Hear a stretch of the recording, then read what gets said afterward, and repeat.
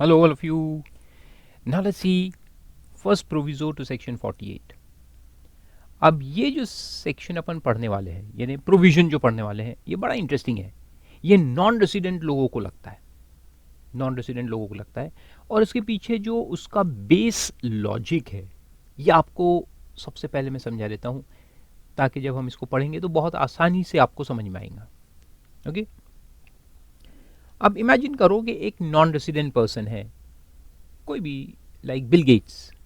He is a good friend of mine, stage in US, runs a few companies दे, छोटे मोटे.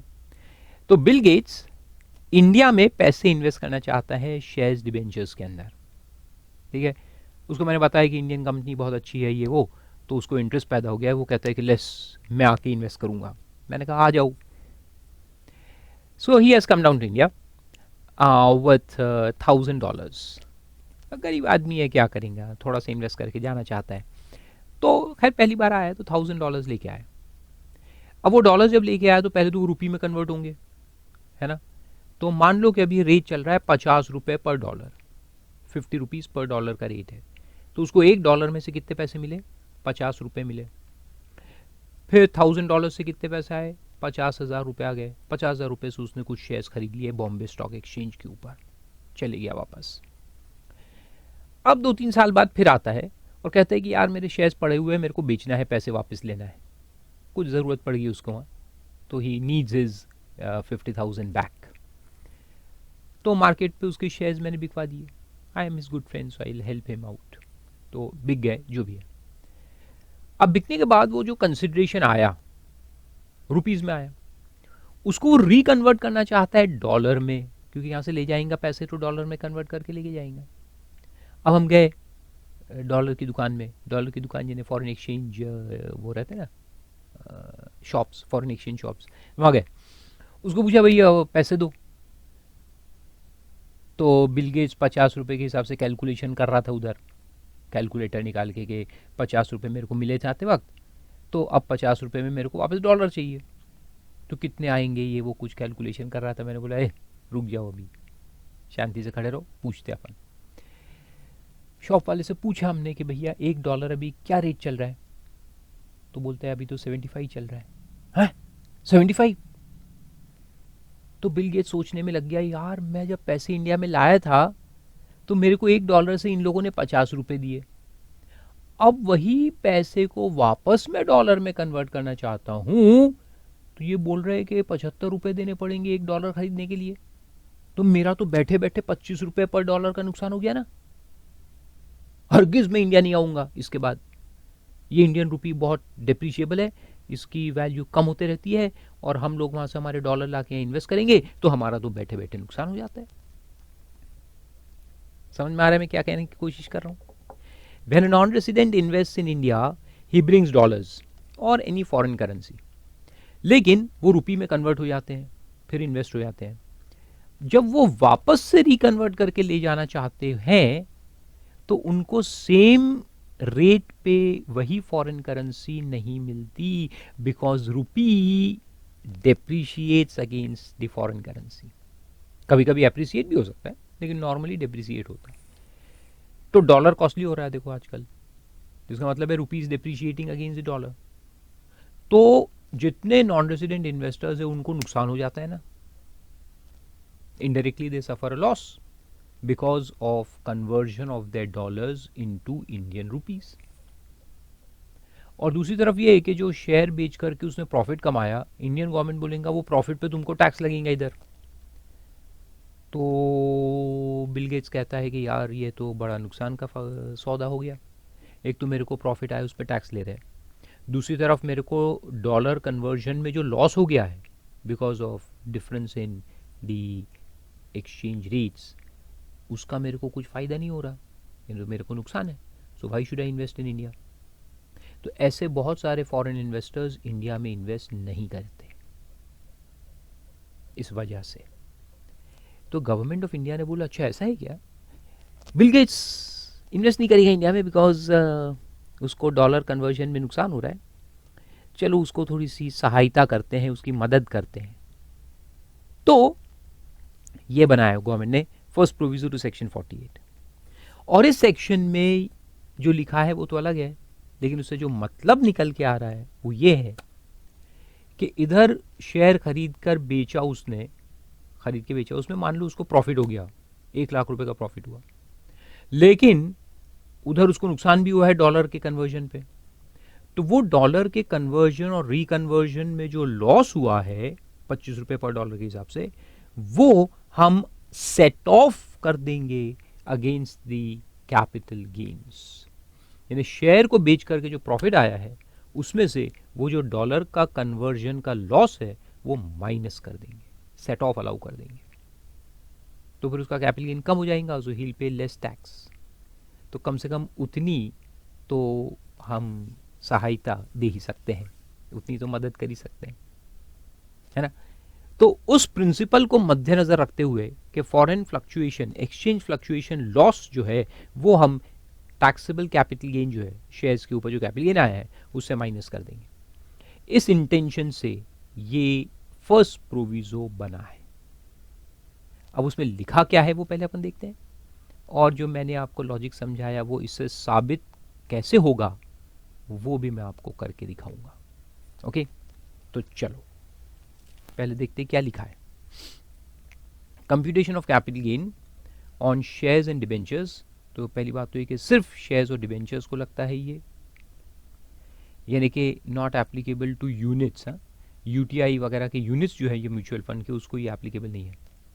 लिख दो आप, not applicable to units of UTI और mutual funds. This is only for shares and debentures acquired in foreign currency, यानी वो पैसा ला करके परचेज कर रहा है। तो एक्वायर्ड इन फॉरेन करेंसी का मतलब वही होता है कि when he brings the dollars, वो पहले रुपये में कन्वर्ट होते हैं और फिर इन्वेस्ट होते हैं। लेकिन हम उसको ऐसे ही बोलेंगे, acquired in foreign currency. Applicability, all non residents including foreign companies except persons covered under 115 AC and ED। तो ये दो सेक्शंस है, ये कंसेशनल रेट ऑफ टैक्स के सेक्शंस है, नॉन रेसिडेंट को एप्लीकेबल है। तो अगर आप कैपिटल गेन उसमें कैलकुलेट करोगे EC और ED में, तो उसमें GDRs वगैरह आते हैं, वो अपन बाद में पढ़ेंगे। तो वहाँ पर ये फर्स्ट प्रोविजो अप्लाई नहीं होगा। ये आपको समझ में आएगा जब हम ये सेक्शंस में जाएंगे, अभी उसको भूल जाओ, मैं बताऊंगा आपको। अब देखो यहाँ मेथड ऑफ कैलकुलेशन दिया हुआ है, फर्स्ट प्रोविजो में एक मेथड दिया है कैलकुलेशन का। क्या? तो ये सेक्शन ये कहता है, यानी फर्स्ट प्रोविजो ये कहता है कि आप सेल कंसिडरेशन और कॉस्ट ऑफ एक्विजिशन और इम्प्रूवमेंट है तो वो भी, तो सेल कंसिडरेशन है, कॉस्ट ऑफ एक्विजिशन है, कॉस्ट ऑफ इम्प्रूवमेंट है, इन सब को आप उस फॉरेन करेंसी में कन्वर्ट करो जो फॉरेन करेंसी में ये शेयर परचेज किया गया था।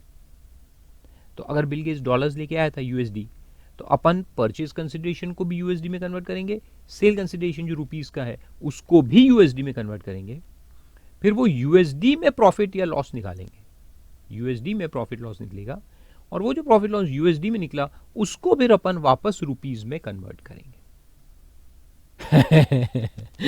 अब कहेंगे क्या क्या कर रहे यार, इधर से उधर, उधर से इधर। आप देखते तो जाओ अभी क्या क्या होता है। तो देखो उन्होंने बोला है कि जो सेल कंसिडरेशन होगा रुपीस में, अपन शेयर्स मार्केट में भी जो रुपीस में ही आएंगे ना, इसको आप कन्वर्ट करो फॉरेन करेंसी में। तो कन्वर्ट कैसे करोगे? Average of telegraphic transfer buying and selling rate on the date of transfer. Telegraphic, TT stands for telegraphic transfer. That is how the money is transferred. TT is the mode of transfer of money. उसको telegraphic transfer कहते हैं of funds. अब हर bank या जो भी foreign exchange dealers होते हैं उनके दो रेट्स होते हैं, TT selling rate and TT buying rate on any particular day. जैसे आज अगर आप फॉरेन एक्सचेंज डीलर के पास जाएंगे तो आपको दो रेट्स मिलेंगे डॉलर का, एक खरीदने का रेट, एक बेचने का rate, buying rate, selling rate. Obviously buying rate will be less and selling rate will be more. यानी वो अगर आपसे 72 में बाई करेंगे $1, तो आपको 75 में बेचेंगे वही $1। तो थोड़ा बहुत मार्जिन उसमें रहता है, वो मार्जिन ही तो उनकी कमाई है ना, नहीं तो क्यों धंधा करेंगे। तो आपसे कम में खरीदेंगे और ज़्यादा में बेचेंगे। That is how they do. So they have two quotes, यानी two rates at all points of time, the buying rate and the selling rate. तो हम क्या करेंगे, उनका एवरेज लेंगे, यहाँ पे एवरेज लेंगे। So suppose buying rate is 75 and selling rate is 77, तो अपन उसका एवरेज निकालेंगे तो 76 आएगा। उस एवरेज रेट से सेल्स कंसिडरेशन और उसके साथ में जो एक्सपेंसेस ऑन ट्रांसफ़र होते हैं जो अपन माइनस करते हैं, ये दोनों को अपन कन्वर्ट करेंगे। या आप डॉलर में से माइनस करके नेट सेल कंसिडरेशन निकाल लो और नेट सेल कंसिडरेशन को एवरेज रेट से कन्वर्ट कर दो, सेम आंसर आएगा। ठीक है। फिर जो कॉस्ट ऑफ एक्विजिशन है या इंप्रूवमेंट पकड़ लो तो इंप्रूवमेंट, वो अपन करेंगे average of TT buying and selling rate on the date of acquisition. Same है, उसका भी एवरेज रेट से करेंगे बाइंग और सेलिंग रेट, लेकिन कौन से दिन के रेट्स, जब उसने परचेज किया था उस दिन के जो रेट्स थे उससे करेंगे। ओके, तो ये ट्रांसफर का रेट है, ट्रांसफर के दिन के रेट से, ये एक्विजिशन के दिन का रेट है, उसे कर डालो। फिर ये डॉलर में से ग्रॉस सेल कंसिडरेशन आएगा, एक्सपेंस माइनस करके नेट सेल कंसिडरेशन, उसमें से ये कॉस्ट ऑफ एक्विजिशन माइनस होगा, तो अपने को मिलेगा कैपिटल गेन। ये जो कैपिटल गेन मिलेगा ये कौन सा है, इन डॉलर्स, यानी इन फॉरेन करेंसी। अब ये जो आ गया उसको फिर अपन रुपीज में रिकन्वर्ट करेंगे। कैसे, by multiplying it with TT buying rate on the date of transfer. तो जब रिकन्वर्ट हो रहा है तो याद रखो एवरेज रेट से नहीं करना है, रिकन्वर्ट करना है बाइंग रेट से, buying rate. Okay, buying rate on the date of transfer. तो देखो इसका इलस्ट्रेशन सॉल्व करते हैं, इससे आपको मैथमेटिकली पहले समझ में आ जाएगा, फिर जो लॉजिक मैंने आपको समझाया था सबसे पहले उसको अपन साबित करेंगे, प्रूफ करेंगे। देखो mister Michael of USA, non resident है, had acquired 5,000 equity shares of Reliance Industries Limited on 15th March 2013 at 760 per share. Okay, तो ये क्या है, उसका बाइंग है। He transfers the same on 15th October 18 at 1050 per share. 1050 में अक्टूबर 18 में उसने बेचा। अब ये भी शेयर देखो रिलायंस के यानी कि वही लिस्टेड वाले, तो और जो जनवरी 31 जनवरी 18 के पहले के है, तो यहाँ पर अगर एग्जाम में दिया रहे तो उसका जो फेयर मार्केट वैल्यू है उसको अपन कॉस्ट से रिप्लेस करेंगे। Cost will be replace by fair market value of 31 जनवरी 18, अगर दिया होगा तो, नहीं दिया तो फिर अपन 760 को ही लेके चलेंगे। Compute the capital gain on the base of the following information, क्योंकि यहाँ एक्चुअली जो अपन कैलकुलेशन करें वो अलग एक पूरा प्रोसेस है, तो इसलिए यहाँ वो नॉर्मली मिक्स करके नहीं देंगे, लेकिन अगर दिया है तो अपन यूज करेंगे उसको। तो देखो टेलीग्राफिक ट्रांसफर बाइंग रेट दिया है और सेलिंग रेट भी दिया है, और ये जो है डेट ऑफ एक्विजिशन का है और ये है डेट ऑफ ट्रांसफर का। 64 67 64 67 अगर है बाइंग रेट सेलिंग रेट, तो इसका आप एवरेज निकाल लो। 64 plus 67.6 divide by 2 is equal to 65.8, ये आ गया average rate on the date of acquisition. और सेल का 74 एंड 76 है, यानी कि 75 आ जाएंगे एवरेज। ठीक है, ये आ गया एवरेज रेट्स। अब इसको यूज करके अपन कैपिटल गेन निकालते हैं। ठीक है, तो सबसे पहले तो पीरियड ऑफ होल्डिंग देखो, पीरियड ऑफ होल्डिंग कहां से आएगा, 15 मार्च 13 से 15 अक्टूबर 18।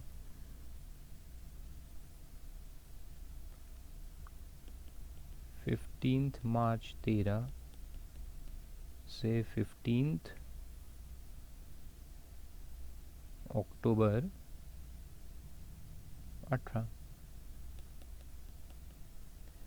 more than 12 months, therefore long term capital asset। ठीक है, फिर सेल्स कंसिडरेशन लो, रुपीज में ले लो पहले, तो सेल कंसिडरेशन कितना है देखो 1050 के हिसाब से है, कितने 5000, तो कैलकुलेटर में लो 5000 इंटू 1050, सो रुपीज में आ जाएगा 52,50,000 50,000 आया सेल कंसिडरेशन। अब इसको कन्वर्ट करेंगे यूएसडी में, तो कौन सा रेट लेंगे? TT average of TT buying and selling rate on the date of transfer, जो हमने अभी निकाला 75, ट्रांसफर के दिन का एवरेज रेट है 75, तो 75 से कन्वर्ट करो, यानी कि 52,50,000 को डिवाइड करो 75 से, तो यूएसडी आ गया 70,000।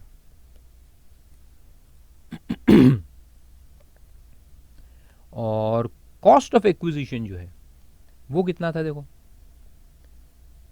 760 पर शेयर, यानी 5,000 इंटू 760, 38 लाख, और उसका एवरेज रेट है 65.8, तो 38 लाख इधर आएगा और 65.8,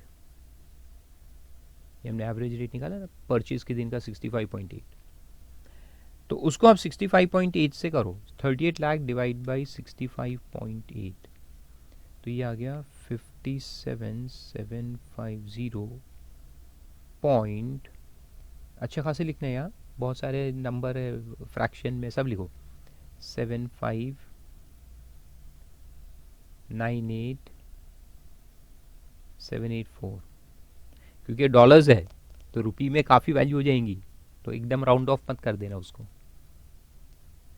अब यहाँ एक बात याद रखो कि ये जो फर्स्ट प्रोविजो में हम कैलकुलेट करेंगे, यहाँ पे कॉस्ट ऑफ एक्विजिशन में इंडेक्सेशन अलाउड नहीं होगा, indexation will not be allowed, plain cost अपने को लेने का है। क्यों अलाउड नहीं है उसका लॉजिक मैं आपको बताता हूँ थोड़ी देर में, ठीक है। अब इससे आप निकालो गेन, डॉलर्स में निकालो, तो 70,000 माइनस ये कर दो 57,750.7598784, तो अपने को मिलेगा 12,249.2401216। इसको रिकन्वर्ट करेंगे रुपीज में by multiplying it with the TT buying rate, इसको मल्टीप्लाई करो टीटी बाइंग रेट से, तो टीटी बाइंग रेट कितना था on the date of transfer? 74 था, तो इसको मल्टीप्लाई करो 74 से, तो रुपीज में अपने को गेन मिल जाएगा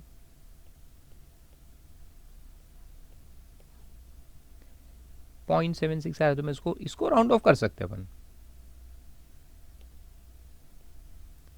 9,06,444 रुपीज।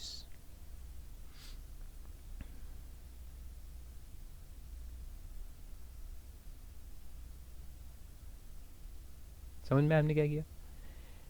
सेल कंसिडरेशन को अपन ने 75 से डिवाइड करके कन्वर्ट किया। 75 क्या है? Average of TT buying and selling rate on the date of transfer, और जो कॉस्ट ऑफ एक्विजिशन था उसको भी हमने average of TT buying and selling rate on the date of acquisition से कन्वर्ट किया डॉलर में, फिर डॉलर में गेन निकाला, और डॉलर में जो गेन आया उसको हमने मल्टीप्लाई किया at the TT buying rate on the date of transfer 74, multiply करके ये अपने को आंसर आ गया। This is the taxable capital gain,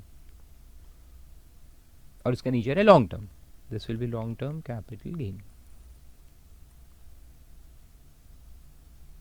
ठीक है, ये तो मैथमेटिकली सॉल्व हो गया, लेकिन इसके पीछे क्या लॉजिक हुआ, क्या समझ में आया कुछ कि क्या हो रहा है इसके अंदर? तो वो देखो अपन समझने की कोशिश करते हैं। जो मैंने पहले समझाया ना वो हो रहा है कैसे, लेट्स प्रूव इट। अगर अपन रुपीज में कैलकुलेट करते, मान लो प्लेन सिर्फ रुपी में कैलकुलेट करते, तो देखो आंसर क्या आता। This is your sale consideration, this is your cost of acquisition, करो डिवाइड माइनस 52,50,000 माइनस 38 lakhs, ये आना चाहिए था आपका 14,50,000। यानी अगर अपन प्लेन इंडियन रुपी में कैलकुलेट करते विदाउट इंडेक्सेशन तो 14,50,000 का कैपिटल गेन आना चाहिए था, लेकिन अभी कितना आ रहा है? 9,06,444, कम हो गया ना। 14 लाख आना चाहिए था, लेकिन अभी 9,06,000 ही जा रहा ना, कम हो गया ना। तो ये कम क्यों हुआ? क्योंकि उसको जो नुकसान हुआ है डॉलर्स के ऊपर वो हमने सेट ऑफ मारा है, इनडायरेक्टली वो सेट ऑफ हुआ है। कैसे साबित करना है? चलो देखते हैं, ये दोनों का डिफरेंस निकालो, कितने से कम हुआ देखो आप। तो 14,50,000 में से मैं माइनस करता हूँ 9,06,444, तो टोटल डिफरेंस जो है वो है 543,556। अब इसमें इसकी दो वजह है, ये डिफरेंस में दो कंट्रीब्यूटर्स है, देयर आर टू एलिमेंट्स। एक तो ये कि जब आपने रुपी को डॉलर में कन्वर्ट किया तो एवरेज रेट से किया, और ये जो 70,000 रुपये है उसमें से ही 12,000 बचा है, उसमें से ये निकला है। तो ये पैसे में से आपने 70,000 जब कन्वर्ट किया तो आपने 75 पे किया, लेकिन ये 12,000 को जब रिकन्वर्ट किया तो 74 पे किया।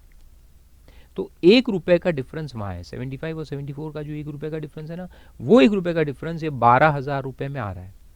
तो इसका एक वजह जो है, जो इलॉजिकल वजह है, क्योंकि रेट अलग अलग लिया है, एवरेज एंड बाइंग रेट, उसकी वजह से आ रहा है रेट डिफरेंस। तो वो आ रहा है 12,249। और जो बैलेंस है, तो अगर आप इसमें से 544 में से इतना माइनस कर दो, देखो लेस 12,249 में अगर माइनस कर दूं तो फिर मेरे पास बचता है 531,307। ये जो 531,307 है, ये मेन लॉजिक है। ये कहां से आ रहा है? ये आ रहा है, देखो मैं आपको समझाता हूं। Now look here, don't write. उस बंदे ने कितने डॉलर्स इंडिया में लाया था परचेज करते समय? ये देखो कॉस्ट ऑफ द एसेट, ये उतने डॉलर्स लाके इन्वेस्ट किए थे ना उसने इंडिया में, है ना। These are the dollars that he brought and invested. Cost यानी इन्वेस्टमेंट कितने? 57,750.7598,784। These many dollars he had brought into India to invest 38 lakh rupees. तब उसका रेट क्या था? 65.8।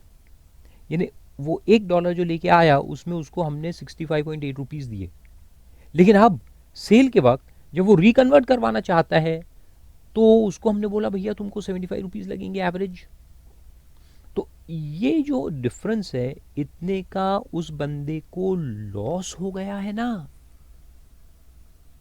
वही $57,000 के लिए आज उसको 75 रुपीस के हिसाब से पेमेंट करना पड़ेगा, 65.8 नहीं। तो जब उसने डॉलर कन्वर्ट किया तो हमने उसको 65 रुपीस दिए।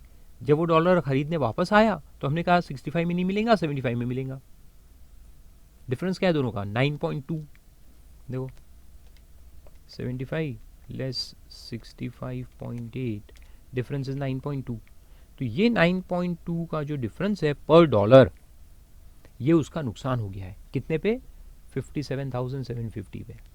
तो करो इसको मल्टीप्लाई, नुकसान कितना है देखो, 9.2 इंटू 57,750.7598,784,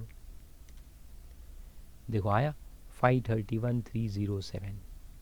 तो ये 531,307 जो है ये क्या है? 57,750.7598,784 इंटू 9.2। ये वो लॉस है उसका, exchange rate fluctuation loss, and that loss is allowed as a deduction from 1450। नहीं तो 1450 आना चाहिए था, तो 1450 में से अपन ने इतना सेट ऑफ दे दिया, इसलिए अब उसका टैक्सेबल बच रहा है 9,06,444। ऑडिट। तो ये पूरा जो मेथड ऑफ कैलकुलेशन है उसके पीछे लॉजिक क्या है कि फॉरेन एक्सचेंज फ्लक्चुएशन से जो लॉस होता है वो उसको सेट ऑफ दिया जाता है।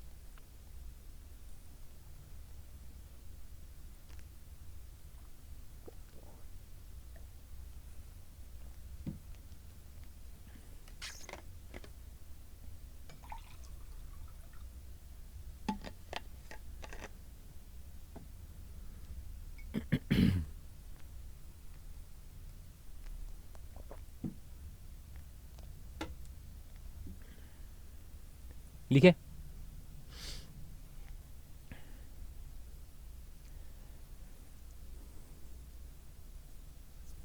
अब आप कहोगे सर अगर उसका फॉरेन एक्सचेंज की वजह से प्रॉफिट हो गया तो? कभी कभी ऐसा होता है, कभी कभी बहुत कम, rare of the rare cases में rupee appreciates against dollar, dollar की वैल्यू कम होती है और रुपी की वैल्यू बढ़ती है। ऐसा कभी देखा आपने अपनी लाइफ में? बीच में थोड़ा हुआ था, मैं कह बहुत बहुत कम बार, rare of the rare situations ऐसे होती है। अगर ऐसा हुआ है तो उसको फॉरेन एक्सचेंज में प्रॉफिट होगा। वो कब होगा कि जब यहाँ पे उसको ज़्यादा मिला, मान लो अगर ये यहाँ 75 हो और यहाँ 65 हो, so then he would have gained 9.2 पर डॉलर। तो अगर ऐसा है तो ये मेथड ऑफ कैलकुलेशन में जो इधर टैक्सेबल अमाउंट आएगा ना, वो इससे ज़्यादा आएगा। क्यों ज़्यादा आएगा? क्योंकि ये जो प्रॉफिट उसको हुआ है वो ऐड हो जाएगा इन इज टैक्सेबल गेन। तो फिर उसका लॉन्ग टर्म कैपिटल गेन इस फॉर्मूला के हिसाब से ज़्यादा दिखेगा as compare to pure rupee calculation. तो लॉस आया तो सेट ऑफ हो जाता है ऑटोमेटिकली, प्रॉफिट आया तो ऐड हो जाएगा।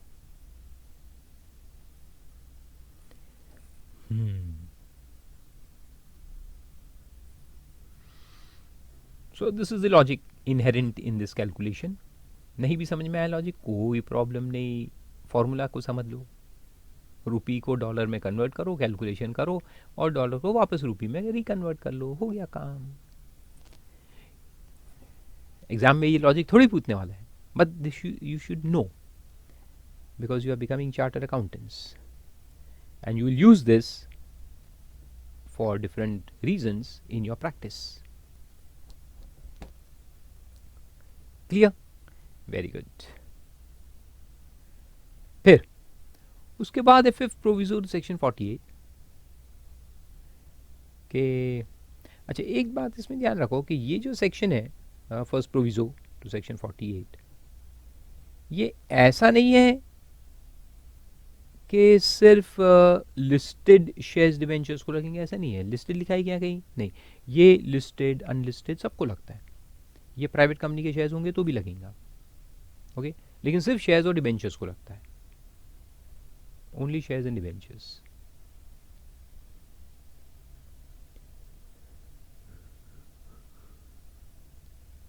फिर उसके बाद कुछ चिल्लर चिल्लर छोटे छोटे पॉइंट्स है, वो देख लेते चलो। फिफ्थ प्रोविजो भी एक है to section 48, computation of capital gain on rupee denominated bonds of Indian company acquired by non-resident in Indian currency। अब ये क्या है? बॉन्ड्स है। इंडियन कंपनीज पहले क्या करती थी कि फॉरेन में अगर बॉन्ड्स इशू करने हैं तो फॉरेन करेंसी में करने पड़ते थे। Bonds were to be issued in foreign currency. अब गवर्नमेंट ने उनको अलाउ किया है कि आप इंडियन करेंसी में भी जाकर के फॉरेन में बॉन्ड्स इशू कर सकते हो।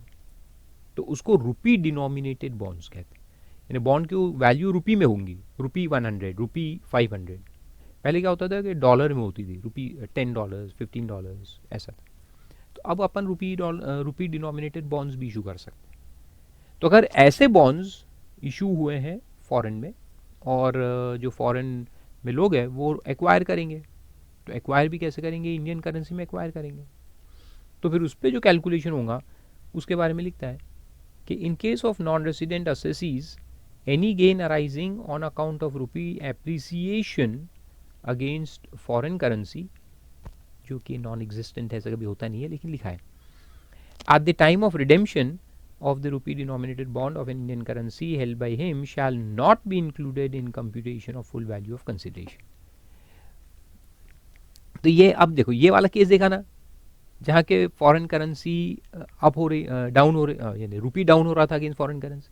अभी उल्टा है कि अगर रुपी अप्रिशिएट हुआ और उस बंदे ने इंडियन रुपी में खरीदा था, बाद में बेचेगा तो भी इंडियन रुपीज़ में ही आएंगे उसके पास, लेकिन रुपी अगर अप्रिशिएट हुआ है तो वो रुपी एप्रिसिएशन से जो प्रॉफिट दिखता होगा वो माइनस कर देंगे। It will not B taxed in their hands. ऐसा नहीं। तो रुपी एप्रिसिएशन अगर है, कुछ फ्लक्चुएशन की वजह से अगर कोई इनकम दिख रही है तो उसको माइनस कर देंगे, it will not B taxed. उसके बाद एक है कि cost of acquisition of an asset declared under income declaration scheme of 2016।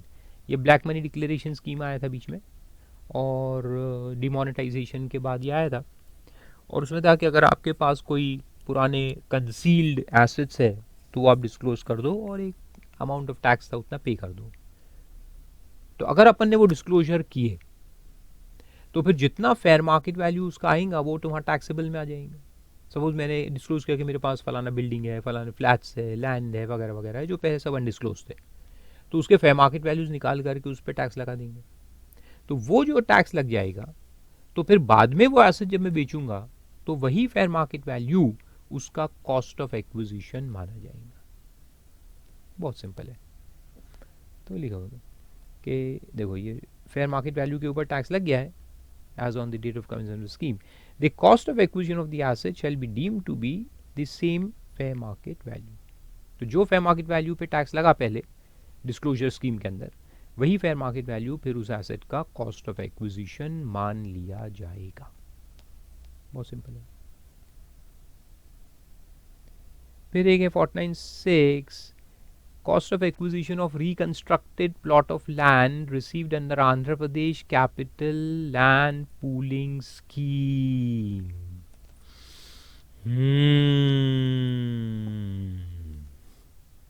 ये भी बड़ा interesting point, very interesting point. ये क्या हुआ कि आंध्र प्रदेश में डिवीजन हुआ, आप सबको मालूम है, तेलंगाना अलग हो गया, आंध्र अलग हो गया, तेलंगाना अलग हो गया। अब आंध्र प्रदेश अब जो है तो वो उधर कोस्टल एरिया में रह गया है, और इधर हैदराबाद और ऐसा जो है वो तेलंगाना बन गया। तो आंध्र प्रदेश को अपना नया कैपिटल बनाने का है, तो वो उन्होंने डिसाइड किया एक जगह है called as Amaravati. So that place the Amaravati is getting developed as a new capital of Andhra Pradesh. अब होता क्या है कि वो एक जगह है, उसमें तो बहुत सारे लोगों के लैंड होंगे, लेकिन अब गवर्नमेंट पूरी मशीनरी वहाँ पे आएंगी, इतना बड़ा पूरा इंफ्रास्ट्रक्चर सेटअप होगा, उनके लेजिस्लेचर्स बनेंगे, गवर्नमेंट ऑफिसेज बनेंगे, वगैरह वगैरह वगैरह। तो उन्होंने एक स्कीम बनाया for proper development of this capital city.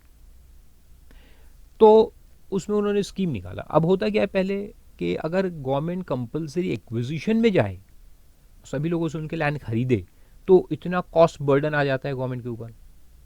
तो गवर्नमेंट ने कहा नहीं, हम ऐसा नहीं करेंगे, we will not go for giving money away in purchasing land, हम नहीं करेंगे, हम पूलिंग स्कीम बनाएंगे। तो उन्होंने एक बहुत बड़ा एरिया डिफाइन किया कि ये एरिया में कैपिटल सिटी डेवलप होगा, और जितने लोग यहाँ पे ओनर्स है लैंड के, वो अपना अपना लैंड ये पूलिंग स्कीम में डाल दे।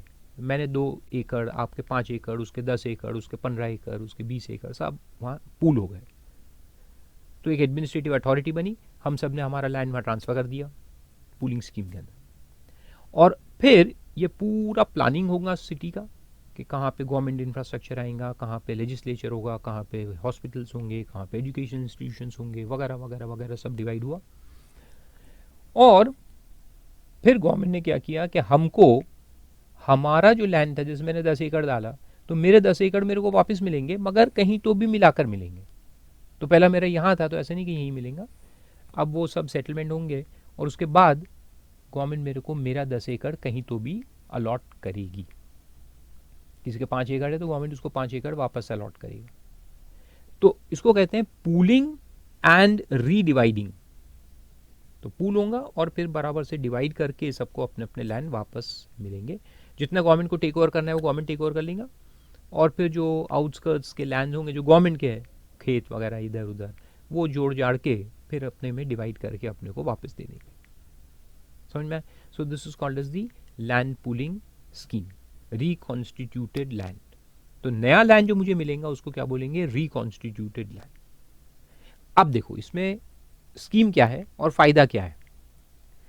तो उसमें बोला है कि capital gain chargeable where the reconstituted plot of land is transferred after the expiry of 2 years from the end of the financial year in which the possession of such asset was handed over to the assessee। अगर आप 2 साल के बाद बेचोगे तो पहले तो ये कि 2 साल के अंदर बेचा तो क्या, वो पूरा एग्जेम्प्ट है। तो इसमें एग्जेम्पशन के साथ मैं आपको बताता हूँ, सेक्शन 10 में इसको एग्जेम्पशन भी दिया है, और कैसे, तो लेट मी टेल यू कि ये मेरा पुराना लैंड है, ओल्ड लैंड, पहले तो अपन ऐसे लिखते हैं, पुराना लैंड है जो मैंने पूलिंग अथॉरिटी को दे दिया, पूलिंग में डाल दिया।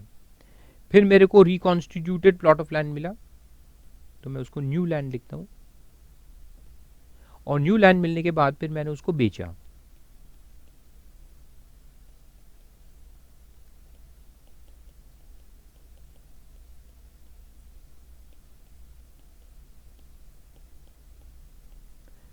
अगर अपन उसको 2 साल सॉरी, पहले तो यहां से शुरू करें। ओल्ड लैंड मैंने पूलिंग अथॉरिटी को दे दिया और मेरे को नया लैंड मिला, तो ये भी एक तरह का ट्रांसफर ही है ना, एक्सचेंज, ओल्ड अगेंस्ट न्यू। तो इस पे कैपिटल गेन चार्जेबल होगा कि एग्जेम्प्ट होगा? एग्जेम्प्ट। तो ओल्ड लैंड के ऊपर जो कैपिटल गेन है वो फुल्ली एग्जेम्प्ट है, यानी जो लैंड आप सरेंडर करोगे पूलिंग अथॉरिटी को दे दोगे उस पर कोई कैपिटल गेन अराइज नहीं होगा, कंप्लीटली एग्जेम्प्ट।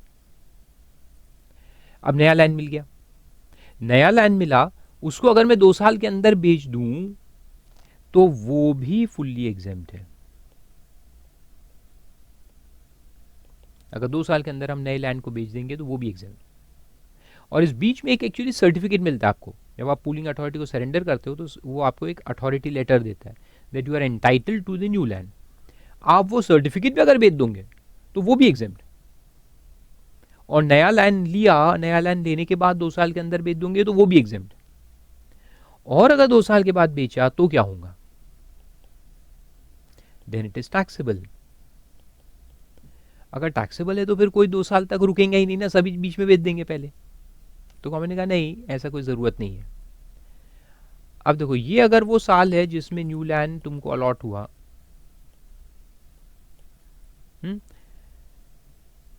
तो उसमें देखो क्या लिखता है कि जो cost of acquisition of new land रहेगा, it will be the stamp duty value as on the last day of the second financial year from the end of the financial year in which the possession of the said specified capital asset was handed over to the assessee। यानी देखो कैसे, यहां तुमको new land मिला, तो यहां तुम्हारा old था, वो तुमने सरेंडर किया अथॉरिटी को,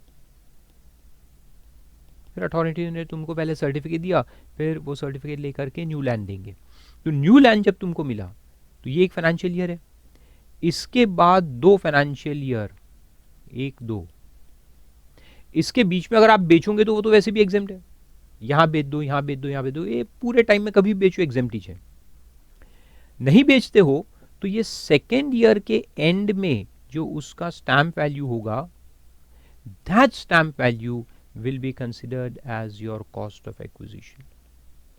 तो फिर बाद में जब आप बेचते हो आफ्टर 2 इयर्स और टैक्सेबिलिटी आती है तो ये कॉस्ट ऑफ एक्विजिशन यहां पे लिया जाएगा। तो कहने का मतलब क्या है कि जो भी वैल्यू एप्रिसिएशन है इतने समय में, वो वैल्यू एप्रिसिएशन अगर तुम रियलाइज कर लेते हो बाय वे ऑफ सेल तो एग्जेम्प्ट है ही। लेकिन अगर तुम रियलाइज नहीं करते हो, लैंड को होल्ड करके रखते हो, तो वो वैल्यू एप्रिसिएशन तुम्हारा कॉस्ट ऑफ एक्विजिशन बन जाएगा, क्योंकि स्टैंप वैल्यू इंक्रीज होंगी ना, जैसे वैल्यू इंक्रीज होंगी स्टैंप वैल्यू इंक्रीज होंगी। तो स्टैंप वैल्यू जो इंक्रीज हो गई है, that will become your cost of acquisition, and then that will be allowed as deduction when you actually transfer that land. Means the old profit till this 2 years, ये 2 साल के खत्म होने तक जितना भी एप्रिसिएशन हुआ है वैल्यू में, वो तुम्हारा कॉस्ट बन जाएगा। इसका मतलब कि ये फुल एप्रिसिएशन तुम्हारे हाथ में एग्जेम्प्टिज रहेगा, चाहे तुम यहाँ बेच दो चाहे ना बेचो। So that is the benefit of this scheme, Andhra Pradesh Land Pooling Scheme. Got it?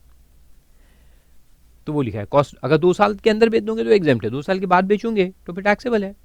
और उसके लिए कॉस्ट ऑफ एक्विजिशन क्या लिया जाएगा? Stamp value on the expiry of 2 years from the end of the financial year in which the possession was given.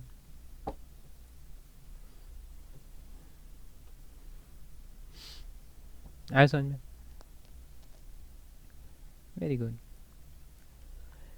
फिर एक वो point है, cost of acquisition of assets held by trust और an institution registered under 12AA in respect of which accreted income has been computed and charged to tax under section 115 TD।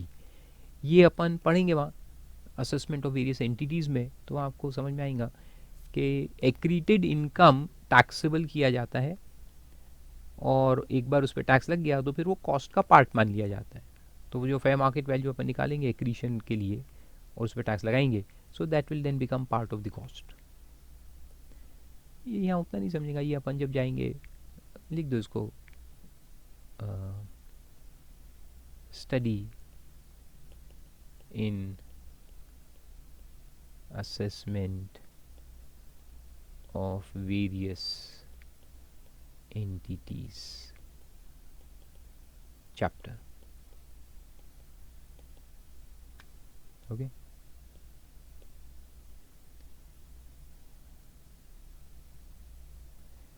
Great.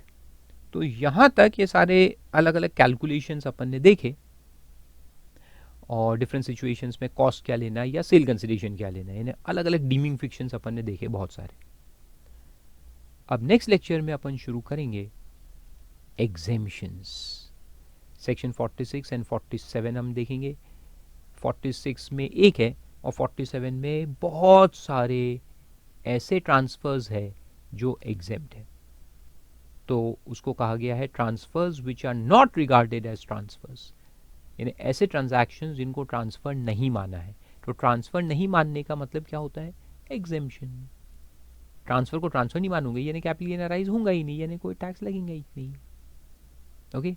तो ये बहुत सारे हैं, अलग अलग situations है, 25-30 है अप्रॉक्सीमेटली. एक एक करके अपन स्टडी करेंगे, कोई डरने की बात नहीं है, बहुत सिंपल है सब. एक बार एक लॉजिक समझ में आ जाएगा तो वो कंटिन्यूसली फिर वो लॉजिक पे चलते रहते हैं पॉइंट्स.